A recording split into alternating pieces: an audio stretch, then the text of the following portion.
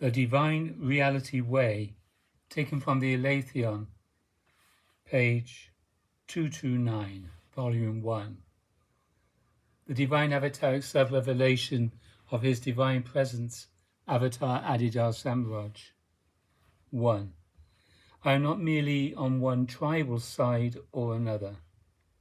I transcend all, and I include all. My Divine Avataric Revelation teaching is offered to everyone as universal and unique wisdom that cuts through the limitations in everyone without selectivity. I cannot be compartmentalized as a Westerner or as an Easterner or as a Hindu or as a non-Hindu or as a Buddhist or as a non-Buddhist or as a Christian or as a non-Christian or as a whatever. I am not anything but myself, standing prior to all and all. I am the Divine Avatar, transcending both East and West. I am the truth of reality itself. I stand prior to all and all, and I transcend all and all. 2. My description of the 7 stages of life, and in particular of the 6 developmental stages of life, is not only an accounting for how the collective history of the great tradition of humankind can be understood in terms of the historical development of the cultures and practices of the great path of return. My description of the 7 stages of life also reveals how, or by what mechanism, human beings actually, structurally and actively function. Human beings are egoically fixed in patterns that are identifiable in terms of the first 6 or developmental stages of life. Every individual exhibits a characteristic psychophysical limit in which his or her life energy is functionally fixed. That psychophysical patterning is ego patterning, in which the key energy associated with the body-mind complex is fixed in certain patterns of organ function and brain function. Each of the 6 developmental stages of life is associated with a particular focus or circuit of brain and organ functions, as I have made clear in my summaries of the 7 stages of life. The particular pattern of organ function and brain function characteristically exhibited by any individual is direct evidence of the stage of life complex by and in which the life energy of the individual is governed. And except in cases of advanced development or otherwise in unique moments of extraordinary life evidence, that governing pattern is generally limited to the evidence of the first 3 stages of life. Therefore, when people act or speak or function in any manner, they inevitably exhibit the patterns of their developmental limitations. When people defend an idea or a tradition or a scientific orientation or a religious orientation or whatever it may be, they are exhibiting or making use of their own particular psychophysical pattern limitations, and they are otherwise identifying with and attaching themselves to the psychophysical pattern limitations associated with whatever they are defending. My 7th stage revelation teaching is unique in that it stands prior to all of the 6 developmental stages of life. My 7th stage revelation teaching stands prior to all psychophysical patterning, and therefore my 7th stage revelation teaching stands prior to any conditionally based pattern and identity anyone might defend. Therefore, my revelation word and I myself stand prior to whatever conditional, cosmic and psychophysical patterning an individual may be fixed in, however low or high that pattern might be in the scale of human development. The revelation of the reality of Adidam or Adidam Vishiradam is not a stages of life revelation. The reality way of Adi Da is the 7th stage revelation. Thus, the reality way of Adi Da stands prior to all conditional or limiting references, including every kind of pattern limitation of fixation in the body-mind complex in which the organs, the brain, and the nervous system are structured in characteristic patterns that are identifiable with reference to the 6 developmental stages of life. Reality itself is prior to conditional cosmic and psychophysical patterning. Therefore, the reality way of Adi Da, which is the way of reality itself, is prior to conditional cosmic and psychophysical patterning. If you truly enter into the reality way of Adi Da as my formerly practicing devotee, all conditional cosmic and psychophysical patterning is thus and thereby made obsolete. The reality way of Adi Da and I myself stand prior to all conditional cosmic and psychophysical patterning. Therefore, if my devotee takes his or her stand in the disposition, the context and the language of my 7th stage revelation, he or she is, in effect, not in a struggle with anybody. In that case, my devotee is not speaking at something or in the context of something ego-bound that must defend itself. The reality way of Adi Da is not about criticizing the characteristics of the first 6 stages of life. The reality way of Adi Da is about my 7th stage divine avataric revelation of the divine reality truth.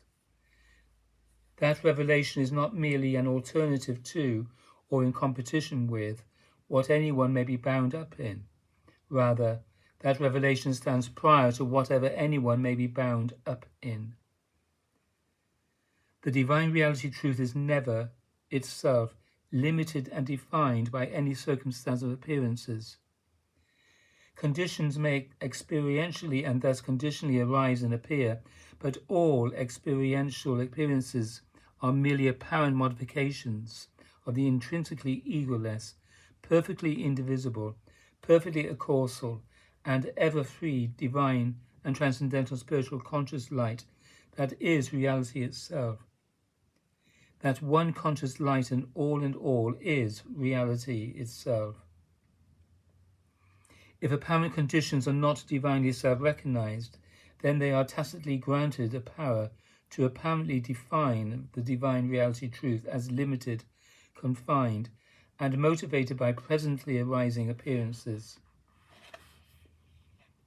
If apparent conditions are divinely self-recognized, then that power is not granted to apparent conditions, and the otherwise inevitable struggle with conditions is, thus and thereby, undermined and vanished at its root. You are tending to live a life of struggle, seeking to attain equilibrium, pleasure, or release, either in the present world or in some other world. However, this struggle is unnecessary.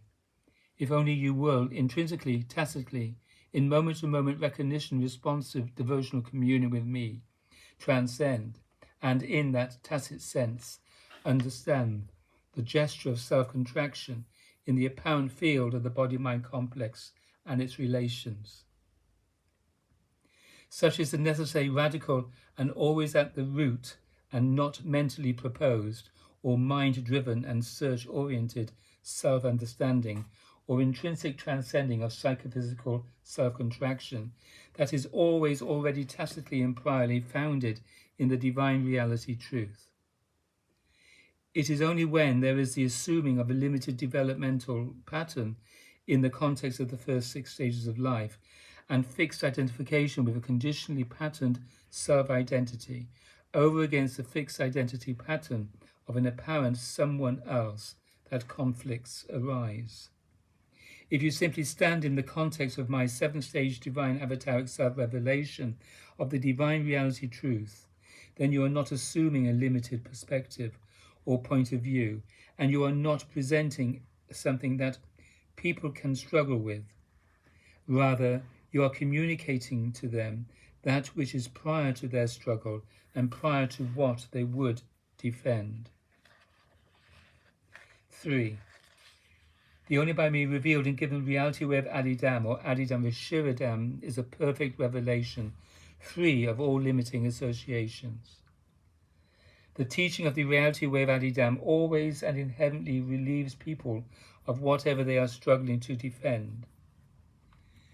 The teaching of the reality way of Adi Dam does not call upon the machinery of defensiveness.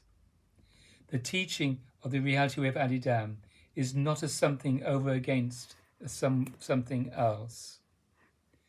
The teaching of the reality way of Adi Dam stands prior to everything so-called else. The teaching of the reality way of Adi Dam calls upon everyone's tacit sense of that which is truth itself, reality itself, the true and perfect divine. 4. Human beings are characteristically in conflict. Every functioning ego on earth is one of the mad Christs of YPSI LANTI Ypsilanti, or a self-presumed absolute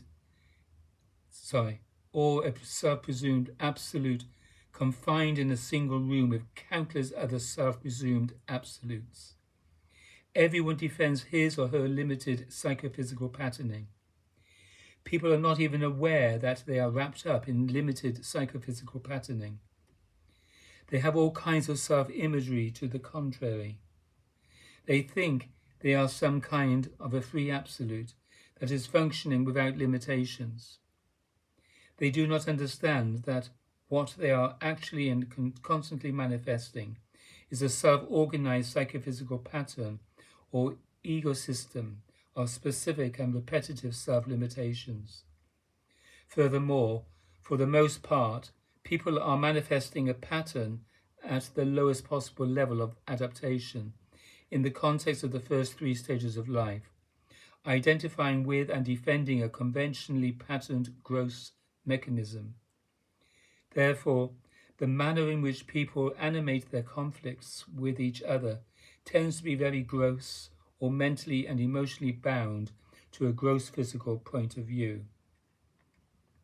It is not possible to change the complex of psychophysical patterning and self-identification in any kind of immediate sense. You cannot merely argue or manipulate people out of their patterning. Any attempt or mere argumentation or manipulation only involves more conflict and struggle.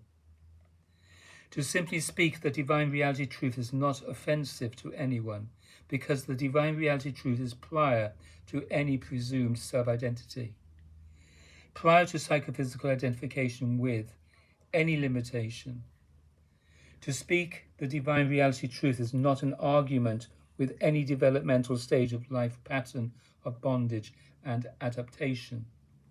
Rather, to speak the divine reality truth is the free communication of that which is prior to all 6 of the developmental or ego-based and psychophysical defined stages of life. I am prior to any and all forms of psychophysical patterning. Therefore, anyone can immediately respond to me. There is no process of purification or transformation or development through the successive stages of life that is required in order for someone to respond to me. Given the free space in which to do so, anyone can respond to me. That free space is a space without conflict, without competitiveness. It is simply the transcendental space of reality itself. My revelation teaching does not contradict anybody's point of view, or proposition, or identity, or tradition. My revelation teaching is the divine reality truth of all of that. My revelation teaching stands prior to all limitations. 5. Anyone can practice the only by me revealed and given reality way of Adi Dam, because the reality way of Adi Dam is prior to all limitations. Anyone can respond to me directly and immediately. That is why the practice of the reality way of Adi Dam is effective. That is why devotion to me is fundamental. No great path of return is required in order to enter into the divine reality way of Adi Da. The only by me revealed and given divine reality way of Adi Da simply involves direct and whole-bodily and recognition responsive devotional turning to me. Right and true devotional turning to me utterly bypasses and thus intrinsically transcends whatever ego bondage is the case for any individual. It is not possible to talk people out of their bondage or to somehow engineer them out of their bondage. The many years of my own efforts of teaching submission are the proof that such struggle does not, will not, and cannot work. It does not work to attempt to engineer people into the seventh stage truth, the divine reality truth, by having them go through the first 6 stages of life as a preliminary or a great path of return. The seventh stage of life is the divine self-demonstration of reality itself. The seventh stage of life is not seventh in the sense of following the first 6. The seventh stage of life is beyond and prior to the first 6 stages of life. The seventh stage of life has nothing to do with stages of life. The seventh stage of life is simply the perfect self-demonstration of the divine reality truth, the truth of the divine reality revelation. Therefore, anyone can directly and immediately respond to me and take up the radical reality way of Adi Da, because it does not require going through a great path of return in order to do so. Right and true practice of the radical or always at the root reality way of Adi Da is not a strategic or seeking method. The radical reality of Adi Da does not exploit the principal seeker's method, which is a combination of acquisitive extroversion and dissociative introversion. The radical reality of Adi Da is not about acquisition of what is not self. The radical reality way of Adi Da is not about dissociative introversion upon self. The radical reality way of Adi Da is about the intrinsic transcending of self, of not self, and of the difference between them. The radical reality way of Adi Da is about the tacit, searchless, and intrinsic transcending of both self and not self in intrinsically egoless, perfectly indivisible, perfectly accausal, and self-evidently divine reality itself, which was and is before anyone's search or even any culture's religion begins. The always already self-presence of reality itself is the secret upon which right and true practice of the only by me revealed and given reality way of Adi Da is founded. The only by me revealed and given radical reality way of Adi Da is the divine and prior and perfect and complete way of reality itself. 6. Reality itself does not come only at the end of the radical reality way of Adi Da. Reality itself is at the beginning of the radical reality way of Adi Da. Therefore, reality itself does not require that you first work through a seeking process of evolving your egoic self before intrinsically egoless reality itself is available and accessible as the principle of practice. Reality itself is the divine accausal means of realization and liberation. Reality itself is the only by me revealed and given divine and radical reality way of Adi Da, or Adi Da Rishira Da. Da, da, da.